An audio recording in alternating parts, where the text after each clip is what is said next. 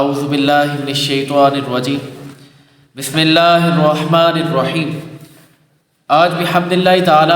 ہمارا تفسیر قرآن کا لیکچر نمبر 52 ہے اور آیت نمبر سورۃ آل عمران کی 154 to 163 تک بیان ہوگا۔ ان آیات ربانی کے اندر اللہ تبارک و تعالی نے غزوہ احد کو ہی ہائی لائٹ کیا ہے اور اسی موضوع کے متعلق ہی بات چیت چل رہی ہے۔ ان کے اندر جو صحابہ کرام علیہم الرضوان سے لغزش ہوئی تھی، خطا ہوئی تھی، ان کو اللہ تبارک و تعالیٰ نے مخاطب کر کے اور ان کو چند مثالوں کے اوپر سمجھا کے پھر ان کو معافی بھی دی ہے اور ان کو عزت بھی عطا کی ہے۔ بسم اللہ الرحمن الرحیم۔ ثم انزل علیکم من بعد الغم امنة نعاسا یغشی طائفة منکم وطائفة قد اہمتهم انفسهم یظنون باللہ غیر الحق ظن الجاہلیہ یقولون هل لنا من الامر من شیء۔ ترجمہ دیکھیں۔ پھر اس نے تم پر غم کے بعد چین کی نیند اتاری جو تم میں سے ایک گروہ پر چھا گئی، اور ایک گروہ وہ تھا جسے اپنی جان کی فکر پڑی تھی۔ وہ اللہ پر ناحق گمان کرتے تھے، جاہلیت کے ساتھ گمان۔ وہ کہہ رہے تھے کہ کیا اس معاملے میں کچھ ہمارا بھی اختیار ہے۔ اب آگے کیا فرمایا؟ قل ان الامر کلہ للہ۔ اے محبوب فرما دیجئے اختیار تو سارا کا سارا اللہ ہی کا ہے۔ یخفون فی انفسہم ما لا یبدون لک یقولون لو کان لنا من الامر شیء ما قتلنا ہاہنا قل لو کنتم فی بیوتکم لبرز الذین کتب علیہم القتل الی مضاجعہم ولیبتلی اللہ ما فی صدورکم ولیمحص ما فی قلوبکم واللہ علیم بذات الصدور۔ یہ اپنے دلوں میں وہ باتیں چھپا کر رکھتے ہیں جو آپ پر ظاہر نہیں کرتے۔ کہتے ہیں اگر ہمیں بھی اس معاملے میں کچھ اختیار ہوتا تو ہم یہاں نہ مارے جاتے۔ اے حبیب تم فرما دو کہ اگر تم اپنے گھروں میں بھی ہوتے تو تب بھی جن کا مارا جانا لکھا جا چکا تھا وہ اپنی قتل گاہوں کی طرف نکل کر آ جاتے، اور اس لیے ہوا کہ اللہ تمہارے دلوں کی بات آزمائے اور جو کچھ تمہارے دلوں میں پوشیدہ ہے اسے کھول کر رکھ دے، اور اللہ والوں کی بات اللہ خوب جانتا ہے۔ تو لہٰذا یہاں پہ اس آیت مبارکہ کا جو خلاصہ ہے، ہم نے ترجمہ پڑھ لیا لیکن اس کی تفسیر کو آپ سمجھیے گا۔ یہاں پہ یہ بتایا گیا ہے کہ جب میدان احد کے اندر 2 گروہ ٹوٹل اترے تھے، اس پوری آیت کا جو خلاصہ ہے، تفسیر ہے، 2 گروہ میدان احد کے اندر اترے تھے۔ ایک گروہ وہ تھا کہ جو بالکل دل اور ہاتھوں سمیت یعنی تلوار سمیت دونوں صورتوں میں مخلص ہو کے نبی علیہ السلام کا عاشق تھا اور نبی علیہ السلام کے نقش قدم پہ چل رہا تھا، اور اللہ کی حضور اپنی جانیں دینے تک سے بھی وہ گریز نہ کرتا۔ ایک گروہ وہ تھا۔ تو اللہ نے فرمایا کہ ہم نے ان پر نیند طاری کر دی۔ اس کے اوپر صحیح بخاری کے اندر حدیث ملتی ہے، حضرت ابو طلحہ رضی اللہ تعالیٰ عنہ جو میدان احد کے اندر شامل تھے، یعنی مجاہد جو تھے نا میدان احد کے، ان میں وہ شامل تھے۔ تو جب جنگ ہو رہی تھی وہ فرماتے ہیں کہ روز احد نیند ہم پر چھا گئی اور ہم میدان میں تھے، تلوار میرے ہاتھ سے چھوٹ جاتی، پھر اٹھاتا، پھر چھوٹ جاتی۔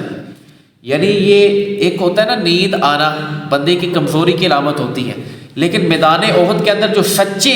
بندے تھے نا، اللہ تبارک و تعالیٰ نے ان کے لیے خاص پروٹوکول رکھا تھا کہ اللہ نے ان کے دل میں بھی سکون عطا فرمایا تھا اور ان کے جسمانی طور پہ بھی سکون تھا۔ وہ کس طرح؟ وہ راوی فرماتے ہیں ابو طلحہ کہ ہم میدان جنگ کے اندر جب لڑ رہے تھے نا تو میری ہاتھوں سے تلوار چھوٹ جاتی تھی، یعنی لوگ بھی کٹے جا رہے ہیں اور ہاتھوں کی پاور بھی استعمال نہیں ہو رہی،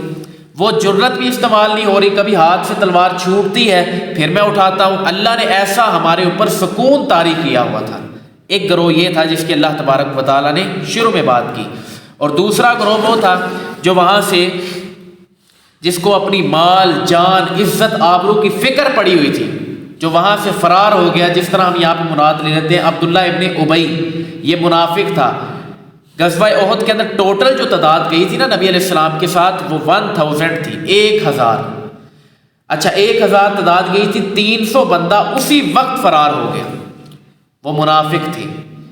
اب نبی علیہ السلام کے ساتھ ٹوٹل 700 رہ گئے۔ جو 300 فرار ہوا تھا ان کو اپنی مال جان عزت آبرو کی پڑی تھی، تو اللہ نے ان کو بھی مخاطب کر کے کہا کہ اے لوگوں، تم کدھر گھوم رہے ہو؟ تم لوگ کہتے ہو کہ ہم لوگ جو میدان جنگ کے اندر گئے ہیں تو شاید ہماری جو ان لوگوں کے مرنے کا سامان بنا ہے، منافقوں کے نزدیک تو مرنا ہی تھا، ویسے تو وہ شہادت ہے، لیکن جو مرنا ان کا ہے تم اس کو نقصان سمجھتے ہو اور تم کہتے ہو کہ یہ اس وجہ سے مرے ہیں کہ یہ میدان جنگ کے اندر آئے ہیں۔ اچھا یہ فلسفہ دیکھیں ان کا کتنا ہلکا سا اور کتنا سست سا ہے، عقل سے باہر ہے۔ وہ کہتے ہیں کہ اگر ہم میدان جنگ میں نہ جاتے یہ لوگ تو نہ مرتے، تو میدان جنگ کے اندر اب جانا تو بنتا تھا وہاں پہ۔ یہ تو عقل سے بری ذمہ بات ہے کہ جو بندہ یہ والی بات کرے کہ یار میدان جنگ کے اندر جانا ہی نہیں چاہیے۔ تو اللہ نے فرمایا تم یہ بات کہتے ہو کہ میدان جنگ کے اندر موت آتی ہے، تو سن لو، اگر تم اپنے گھروں کے اندر ہو تو اللہ تبارک و تعالیٰ تمہیں گھروں سے نکال کے میدانوں میں لے آئے اور تمہیں وہاں پہ موت عطا فرما سکتا ہے بغیر جان کے۔ تو اللہ کے لیے کیا مشکل ہے؟ تو لہٰذا یہ دونوں گروہوں کا اللہ تبارک و تعالیٰ نے ذکر کیا، اور آخر میں اللہ تبارک و تعالیٰ نے کہا واللہ علیم بذات الصدور، کہ اللہ تبارک و تعالیٰ تو خوب دلوں کو جاننے والا ہے کہ جس کے دل کے اندر کیا تھا۔ تو یہ تو اب بندہ سوچے گا کہ اس کے دل کے اندر کیا تھا۔ اس کے بعد اگلی آیت مبارکہ کے اندر فرمایا ان الذین تولوا منکم یوم التقى الجمعان انما استزلهم الشیطان ببعد ما کسبوا ولقد عفا اللہ عنہم ان اللہ غفور حلیم۔ بے شک تم میں سے وہ لوگ جو اس دن بھاگ گئے جس دن دونوں فوجوں کا مقابلہ ہوا، انہیں شیطان ہی نے ان کے بعض اعمال کی وجہ سے لغزش میں مبتلا کیا، بے شک اللہ نے انہیں معاف کر دیا، بے شک اللہ بڑا بخشنے والا بڑا حلم والا ہے۔ یہ بھی وہی غزوہ احد کے 14 اصحاب اس درے پر رہ گئے تھے، عبداللہ بن جبیر سمیت رضی اللہ تعالی عنہ، وہاں پہ سمیت، جنہوں نے فتح جب جنگ ہو رہی تھی، یعنی بالکل نقشہ یہ تھا کہ جنگ فتح ہو چکی ہے غزوہ احد، لیکن نقشہ یہ تھا تو چند صحابہ کرام نے لغزش یہ کی، اجتہاد یہ کیا خود سے، کہا کہ اب فتح تو ہو چکی ہے تو لہٰذا ہم جاتے ہیں اور مال غنیمت جمع کر لیتے ہیں۔ غزوہ احد کا یہ سارا پس منظر بیان ہو رہا ہے، ہم مال غنیمت جمع کر لیتے ہیں۔ اب انہوں نے کیا کیا، سوائے 14 صحابہ کے، حالانکہ نبی علیہ السلام نے تاکید فرمائی تھی کہ یہاں سے نہیں ہلنا، نہیں تو نقصان ہوگا، تو وہ ہوا تھا۔ پھر وہ پیچھے سے آ کے خالد بن ولید کے لشکر نے حملہ کر دیا تھا اور صحابہ کرام علیہم رضوان افراتفری کا شکار ہو گئے، حتیٰ کہ حدیث کے مفہوم یہ ہے کہ صحابہ کرام نے جب تلوار چلانے کی کوشش کی تو آپس میں لگ گئی، ایسی افراتفری ہوئی۔ تو یہ حد تک ہوا 14 صحابہ وہاں پہ ڈٹے رہے، باقی سارے وہاں پہ دوڑ گئے، اور ان کو یہ لگا کہ شاید ہم فتح ہو گئی ہے، تو لہٰذا اب یہ اصول نہیں قائم رہا کہ نبی علیہ السلام کی جو نبی علیہ السلام نے بات کی تھی فتح ہونے کے بعد کی ہے، ان کا اپنا ایک اجتہاد تھا، اپنا ایک گمان تھا، تو لہٰذا انہوں نے آگے مال غنیمت جمع کرنا شروع کر دیا۔ تو اللہ نے ان کو مخاطب کر کے کہا ہے کہ جنہوں نے یہ والا کام کیا تھا، جو وہاں سے جو لوگ اس دن بھاگ گئے تھے، وہاں سے آ گئے تھے درہ چھوڑ کے، ان کا ذکر کر کے کہا کہ ہم نے ان کو معاف کر دیا۔ تو جب اللہ نے معاف کر دیا ہے تو پھر اللہ کے فیصلوں کے اندر ہماری زبانیں بند ہونی چاہیے، اسی وجہ سے یہ متفقہ فیصلہ ہے۔ اور جو صحابہ کرام علیہ رضوان کے بارے میں بات چیت کرے اس معاملے کے اندر، تو اس بندے کو قرآن کا گستاخ ڈکلیئر کیا جائے گا، کیونکہ جب اللہ نے معافرت دے دی ہے، معافی دے دی ہے، تو پھر ہمارا کام نہیں بنتا کہ ہم اس کے اندر اب بیٹھ کے باتیں وغیرہ کریں بے فضول۔ ہاں ذکر کیا، پیچھے جو آیتیں گزری ہیں اللہ نے بھی غلطی ہائی لائٹ کی ہے، غلطی بتانے کے اندر کوئی شرم کوئی حیا نہیں ہے، غلطی اللہ نے ہائی لائٹ کی ہے، لیکن بعد میں جب معاف کر دیا تو لہٰذا ہمارے لیے بھی یہ ہے کہ ہم غلطی تو بتا سکتے ہیں سمجھانے کے لیے، بعد میں معافی ہے، بعد میں ہم ان کو کچھ نہیں کہیں گے۔ تو وہ صحابہ کرام علیہ رضوان نے جب اللہ تبارک و تعالیٰ بخشنے والا ہے، علم والا ہے،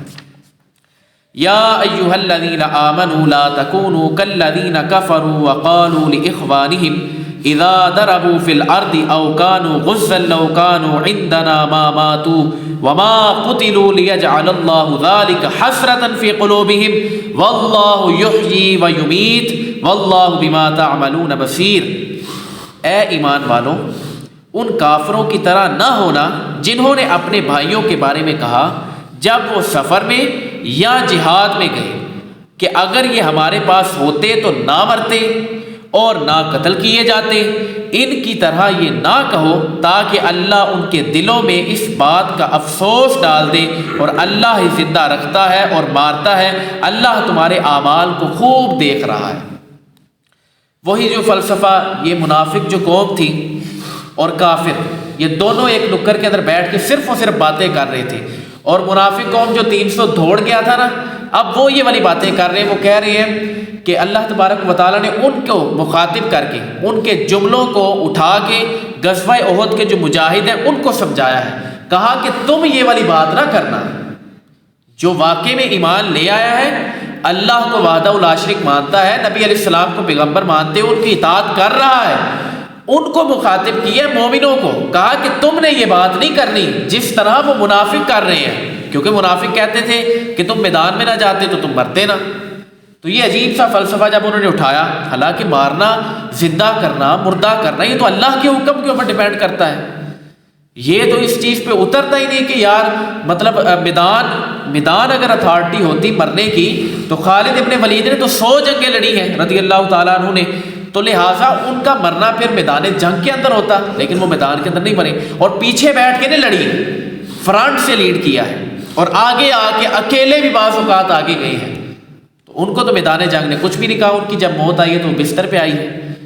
تو لہٰذا یہ معیار نہیں ہے میدان جنگ میں جانا کسی کے مرنے کا، تو مسلمانوں کو کہا جا رہا ہے، ان کے حوصلوں کو اور بڑھایا جا رہا ہے، ان کو مخاطب کر کے کہا جا رہا ہے تم نے وہ باتیں نہیں کرنی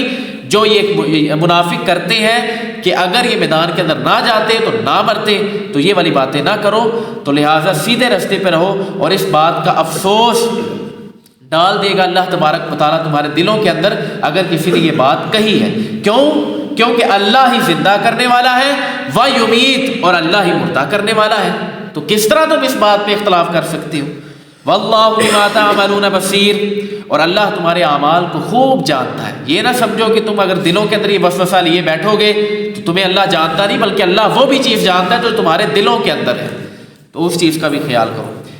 وَلَئِن قُتِلْتُمْ فِي سَبِيلِ اللَّهِ أَوْ مُتُّمْ لَمَغْفِرَةٌ مِّنَ اللَّهِ وَرَحْمَةٌ خَيْرٌ مِّمَّا يَجْمَعُونَ، اور بے شک اگر تم اللہ کی راہ میں شہید کر دیے جاؤ یا مر جاؤ تو اللہ کی بخشش اور رحمت اس دنیا سے بہتر ہے جو یہ جمع کرتے ہیں، جو یہ جمع کر رہے ہیں نا کافر، یہ جو سمجھ رہے ہیں کہ ہم وہاں سے میدان جنگ سے دوڑ آئے تھے تو ہماری زندگیاں بڑھ گئی ہیں، تو بڑی حدت 10 سال بڑی ہوگی، یہی بات ہے نا، بڑی حدت 20 سال بڑھ گئی، بس اس کے بعد انہوں نے نہیں مرنا، مر تو انہوں نے بھی جانا ہے، لیکن اللہ نے فرمایا جو میری راہ کے اندر مرے ہیں، جنہوں نے شہادت کا مرتبہ حاصل کیا ہے، اللہ ان کے اوپر رحمت کو نازل فرمائے گا اور ان کے سابقہ تمام گناہوں کو بخش دے گا۔ تو کیا یہ دونوں برابر ہو سکتے ہیں؟ تو ہرگز یہ دونوں برابر نہیں ہو سکتے۔ ایک تو میدان جنگ سے تم دوڑے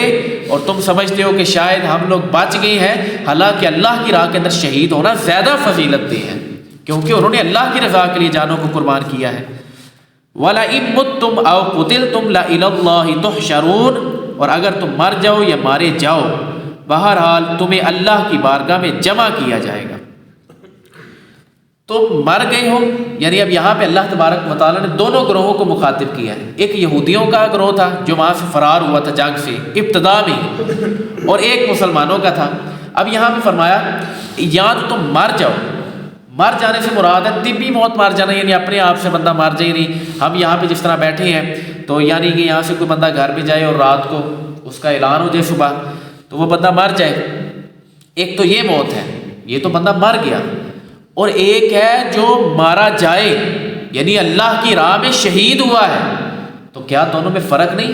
تم منافقوں گھروں میں بیٹھے مر رہے ہو اور تم کہہ رہے ہو کہ وہ ہمارے برابر ہے اور ہم بہتر ہیں، ہم بچ گئے ہیں، تو اللہ نے فرمایا نہیں، شہیدوں کے اوپر اللہ کی رحمت بھی ہے اور ان کے لیے بخشش بھی ہے، اور تمہارے لیے مقدر ہے کہ تم ذلیل و رسوا ہوگے۔ اور فرمایا ان الدرک فی اسفل فی النار، فرمایا تمہارے لیے جہنم کا سب سے نچلا طبقہ ہے۔ لو یہ بھی سنبھال لو اپنے پاس کہ تمہارے لیے سب سے نچلا درجہ جو ہے وہ تمہارے لیے ہم نے اللہ تبارک و تعالیٰ نے تیار کیا ہے۔ فَبِمَا رَحْمَةٍ مِّنَ اللَّهِ لِنتَ لَهُمْ وَلَوْ كُنْتَ فَظًّا غَلِيظَ الْقَلْبِ لَانفَضُّوا مِنْ حَوْلِكَ فَاعْفُ عَنْهُمْ وَاسْتَغْفِرْ لَهُمْ وَشَاوِرْهُمْ فی الامر فاذا عزمت فتوکل علی اللہ ان اللہ یحب المتوکلین۔ ترجمہ: تو اے حبیب، اللہ کی کتنی بڑی مہربانی ہے کہ آپ ان کے لیے نرم دل ہیں، اور اگر آپ خرش مزاج سخت دل ہوتے تو یہ لوگ ضرور آپ کے پاس سے بھاگ جاتے۔ تو آپ ان کو معاف فرماتے رہو اور ان کی مغفرت کی دعا کرتے رہو اور کاموں میں ان سے مشورہ لیتے رہو، اور پھر جب کسی بات کا پختہ ارادہ کر لو تو اللہ پر بھروسہ کرو، بے شک اللہ توکل کرنے والوں سے محبت فرماتا ہے۔ یہاں پہ نبی علیہ السلام کا سب سے پہلے اللہ تبارک و تعالیٰ نے حلم بیان کیا۔ اللہ تبارک و تعالیٰ نے واضح لفظوں کے اندر نبی علیہ السلام کا جو حسن اخلاق تھا اس کو بیان کیا، جس کے اوپر المستدرک للحاکم کی ایک روایت ملتی ہے کہ نبی علیہ السلام کے متعلق زید بن ثانہ یہودیوں کا ایک عالم تھا بہت بڑا، وہ یہ کہتا تھا کہ جب میں نے نبی علیہ السلام کا چہرہ اقدس دیکھا نا تو اللہ کی قسم ساری کی ساری نشانیاں جو آخری نبی میں ہونی چاہیے وہ میں نے نبی علیہ السلام میں دیکھ لی تھی۔ یعنی اتنا وہ مانتے تھے، لیکن وہ کہنے لگا میں دو چیزیں وہ میں نبی علیہ السلام کے لیے چاہتا ہوں کہ میں خود آزماؤں، اور میں دیکھنا چاہتا ہوں کہ واقعی میں نبی علیہ السلام کے اندر وہ دو خصوصیات ہیں جو آخری نبی کے اندر ہوگی، جو میں نے تورات کے اندر پڑھی ہے، جو میرے علم میں ہے۔ تو فرمایا ان میں سے ایک تو یہ ہے کہ آپ کا علم، یعنی آپ کی نرم مزاجی آپ کے غضب پہ حاوی ہے، یعنی آپ کو اگر کہیں غصہ چڑھنا ہے نا تو اچانک نبی علیہ السلام نرم مزاج ہو جایا کرتے تھے۔ یہ بھی نبی علیہ السلام کی ایک خصوصیت تھی۔ اور فرمایا دوسری یہ چیز کہ آپ کے ساتھ جب بھی کوئی جہالت کی انتہا کرتا تو آپ اس کے ساتھ بھلائی کی انتہا کر دیتے۔ کہنے لگے یہ چیز میں نے دیکھنے کے لیے نا ایک پورا انہوں نے واقعہ سنایا، بہت طویل واقعہ ہے، انہوں نے مکمل یعنی آزمانے کے لیے پہلے اس طرح ایک موقع محل بنایا، نبی علیہ السلام نے ادھار ان سے لے لیا، 20 مسکال آتا ہے ایک روایت کے مطابق، وہ لے لیا، اب 20 سونے اس نے دے دیے نبی علیہ السلام کو کھجوروں کے عوض۔ اب وہ نا مختصر سا اس کو کر کے بیان کر رہا ہوں، مستدرک للحاکم کے اندر موجود ہے۔ اچھا، اب اس نے کیا کیا، وقت سے پہلے نبی علیہ السلام کی بارگاہ کے اندر آ گیا۔ وقت طے ہوا تھا کہ 2-3 دن بعد نبی علیہ السلام دوبارہ آپ کا ادھار واپس کریں گے، لیکن اس نے کیا کیا، نماز پڑھ کے نبی علیہ السلام باہر جانے لگے، اس نے وہیں پہ ان کو نبی علیہ السلام کو پکڑ لیا اور ترش بھری آنکھوں سے دیکھا زید بن ثانہ نے، جو یہودیوں کا بڑا عالم تھا، اس نے ترش آنکھوں سے دیکھا اور کہا کہ ویسے تو آپ ابو مطلب کے گھر والے ہیں اور آپ تو بڑے حق مزاج بنتے ہیں، اور ترش نگاہوں کے ساتھ نبی علیہ السلام کو مخاطب کر کے کہہ رہا ہے کہ میرا ادھار نہیں جو آپ نے لیا تھا، ابھی حالانکہ وقت نہیں آیا، جو وقت مقرر ہوا تھا اس سے کا پہلے ہی وہ آ گیا۔ تو جب اس نے یہ باتیں کی نا تو اس کی نگاہ حضرت عمر بن ابن خطاب رضی اللہ تعالیٰ عنہ کے اوپر پڑی، تو حضرت عمر ابن خطاب تو تیار تھے کہ نبی علیہ السلام بس اجازت دے تو میں اس کا سر اڑا دوں کہ نبی علیہ السلام کے ساتھ گستاخی کر رہے ہیں، بے ادبی کر رہے ہیں۔ یہ نبی علیہ السلام حضرت عمر ابن خطاب کی ایک نیچرلی عادت مبارکہ تھی کہ ان کا بس نہیں چلتا تھا کہ نبی علیہ السلام کے ساتھ کوئی بھی بے حرمتی والا معاملہ کرے، یا اسلام لانے سے پہلے بھی ان کی عادت تھی کہ وہ بات بات پہ جب بھی کوئی خلاف بات ہوتی حق بات کی تو وہ تلوار نکال لیا کرتے تھے، ان کو غصہ بڑا چڑھتا تھا، غصے کے یعنی مزاج کے سخت تھے۔ تو ان کے بارے میں آتا ہے کہ زید بن ثانہ کہنے لگا ان کو بڑا غصہ چڑھا، میری طرف دیکھنے لگے، لیکن اس کے باوجود میں نے نبی علیہ السلام سے مطالبہ کرتا رہا،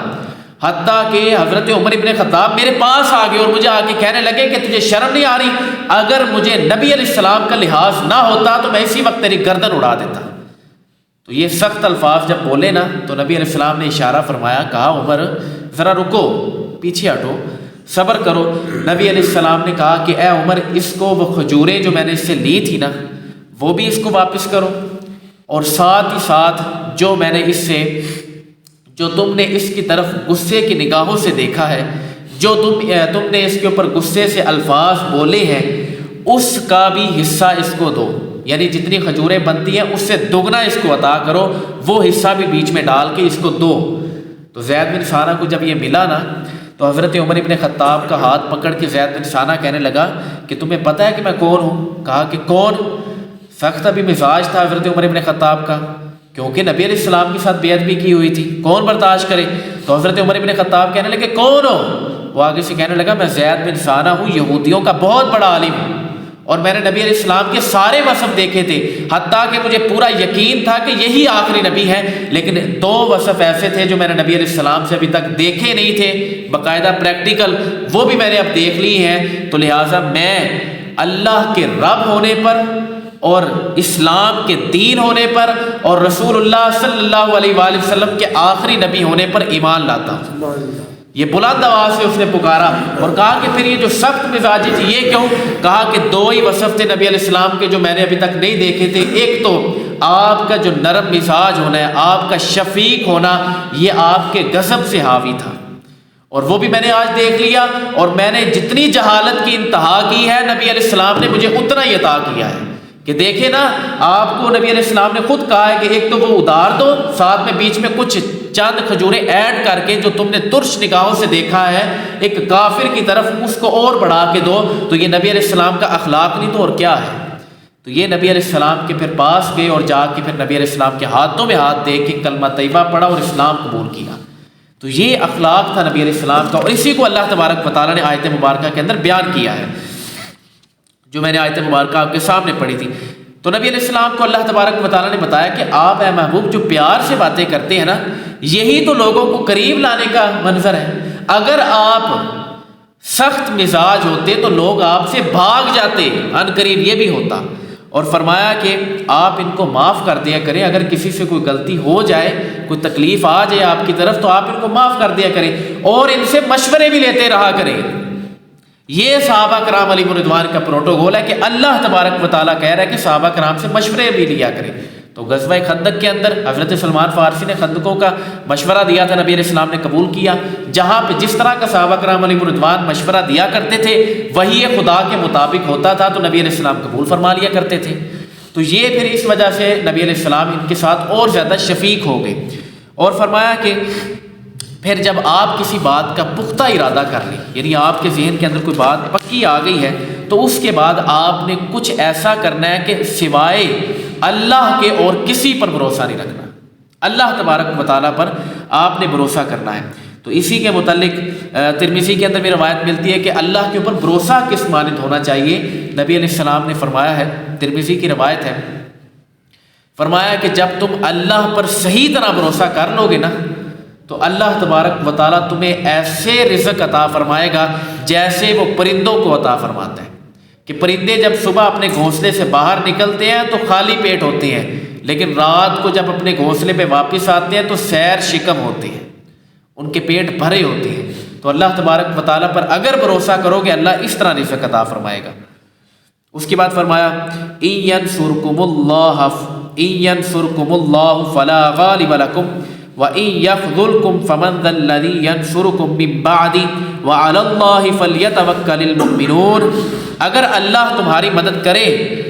تو کوئی تم پر غالب نہیں آ سکتا، اگر وہ تمہیں چھوڑ دے تو پھر اس کے بعد کون تمہاری مدد کر سکتا ہے؟ اور مسلمانوں کو اللہ ہی پر بھروسہ کرنا چاہیے۔ تو واضح آیت مبارکہ کے اندر ہی مکمل تفسیر ہے کہ دیکھیں جب بندہ اللہ تبارک و تعالیٰ پر بھروسہ کر لے اور اس کی مدد آ جائے تو پھر اس کے مقابلے میں کون اس پر غالب آ سکتا ہے؟ تو پھر بظاہر بات ہے کہ مسلمان ہی غالب آئیں گے۔ لیکن اگر اللہ تبارک و تعالیٰ ہی تمہیں چھوڑ دے، جب اللہ کی طرف سے تمہارے لیے کوئی مدد نہ آئے تو پھر تمہیں کون بچا سکتا ہے؟ جب تم اللہ ہی پر بھروسہ نہ کرو تو لہٰذا مسلمانوں کو اللہ ہی پر بھروسہ کرنا چاہیے۔ اللہ تبارک و تعالیٰ نے فرمایا کہ بھروسہ اللہ پر۔ حضرت انس ابن مالک رضی اللہ تعالیٰ عنہ فرماتے ہیں، اب یہ بھروسے کے بارے میں آپ سن لیں، بھروسہ اللہ پر کرنا ہے لیکن اسباب بھی ہونے چاہیے۔ تو وہ نبی علیہ السلام سے پوچھا کہ یا رسول اللہ، میں اللہ پر بھروسہ اونٹ باندھ کے کروں یا اونٹ کھول کے کروں؟ تو نبی علیہ السلام نے فرمایا اللہ پر بھروسہ تم اونٹ باندھ کے کرو۔ اب اس کی وضاحت سمجھ لیں کہ میں اللہ پر بھروسہ دکان بند کر کے تالا لگا کے کروں یا تالا کھول کے آ جاؤں اور رات ساری دکان کھلی رہے، تو اس طرح کروں۔ تو نبی علیہ السلام فرماتے ہیں کہ تم دکان کا شٹر بھی نیچے کرو اور تالا بھی لگاؤ، پھر اللہ پر بھروسہ کرو۔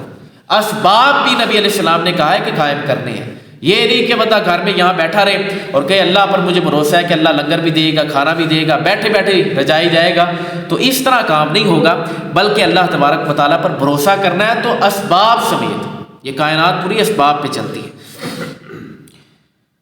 وما كان لنبي ان يغل ومن يغل يأت بما غل يوم القيامة ثم توفى كل نفس ما كسبت وهم لا يظلمون، اور کسی نبی کا خیانت کرنا ممکن ہی نہیں، اور جو خیانت کرے تو وہ قیامت کے دن اس چیز کو لے کر آئے گا جس میں اس نے خیانت کی ہوگی، پھر ہر شخص کو اس کے اعمال کا پورا پورا بدلہ دیا جائے گا اور ان پر ظلم نہیں کیا جائے گا۔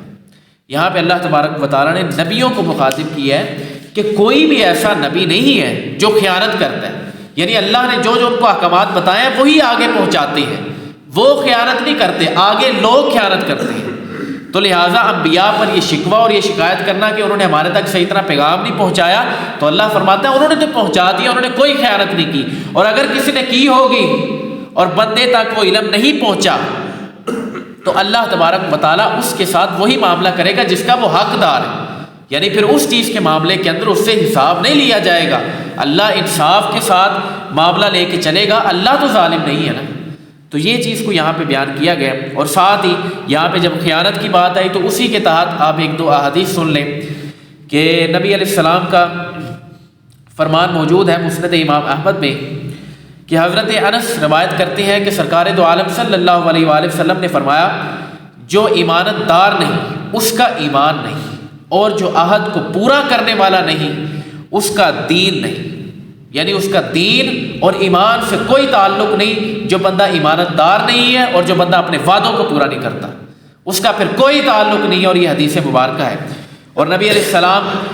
کی ایک اور حدیث حضرت ابو امامہ رضی اللہ تعالیٰ عنہ سے روایت ہے، فرماتے ہیں کہ نبی علیہ السلام نے ارشاد فرمایا، مومن ہر عادت اپنا سکتا ہے، کوئی بھی معاملہ ہے مومن سے امید کی جا سکتی ہے، ہو سکتا ہے، زنا مومن سے ہو سکتا ہے، چوری مومن سے ہو سکتی ہے،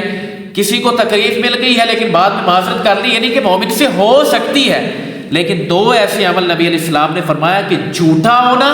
اور خیانت کرنا یہ کبھی مومن نہیں کر سکتا، یعنی مومن کبھی جھوٹ نہیں بولے گا اور خیانت نہیں کرے گا، تو لہٰذا اس وجہ سے ان چیزوں کا خیال رکھا جائے۔ افمن اتبع رضوان اللہ کمن باء بسخط من اللہ ومأواہ جہنم وبئس المصیر، کیا وہ شخص جو اللہ کی خوشنودی کے پیچھے چلا وہ اس شخص کی طرح ہے جو اللہ کے غضب کا مستحق ہوا اور اس کا ٹھکانہ جہنم ہوا، اور وہ کیا ہی برا ٹھکانہ ہے۔ یعنی وہی جو اکثر میں بات کیا کرتا ہوں کہ کیا نماز پڑھنے والا اور نہ نماز پڑھنے والا برابر ہو سکتا ہے؟ تو اللہ نے فرمایا جو اللہ کی خوشنودی پر راضی ہے، کیا وہ اور جو خوشنودی پر راضی نہیں ہے یہ دونوں برابر ہو سکتے ہیں؟ فرمایا ان کے لیے تو صرف و صرف عذاب ہے، اور وہ کیا ہی برا ٹھکانہ ہے۔ تو یہ کبھی بندہ برابر نہیں ہو سکتا، علم والا اور غیر علم والا کبھی برابر نہیں ہو سکتا، اللہ کی رضا کے لیے اللہ کی خوشنودی پہ چلنے والا اور نہ چلنے والا کبھی برابر نہیں ہو سکتا، ان کے لیے صرف و صرف عذاب ہی اللہ تبارک و تعالیٰ نے رکھا ہے، اور وہ اسی میں رہیں گے، اور وہ کیا ہی برا ٹھکانہ ہے۔ ہم درجات عند اللہ واللہ بصیر بما یعملون، لوگوں کے اللہ کی بارگاہ میں مختلف درجات ہیں اور اللہ ان کے تمام اعمال کو دیکھ رہا ہے۔ یعنی کسی کا درجہ اتنا ہے، کسی نے اپنے اعمال زیادہ کر کے اتنا درجہ بنا لیا، کسی نے اس سے زیادہ اعمال کیے تو ادھر تک درجہ پہنچ گیا، تو اللہ کے حضور یہ درجات مختلف ہیں، تو اللہ تبارک و تعالیٰ تمہارے اعمال کو دیکھ رہا ہے، جو جس ہدایت پہ چل رہا ہے اللہ تبارک و تعالیٰ جانتا ہے۔ تو لہٰذا اللہ تبارک و تعالیٰ کے علم سے کوئی بھی چیز پوشیدہ نہیں ہے، اسی پر بھروسہ کیا جائے، اسی پر یقین رکھا جائے۔ اللہ تبارک و تعالیٰ ہمیں عمل کرنے کی توفیق عطا فرمائے۔ وما علینا الا البلاغ المبین۔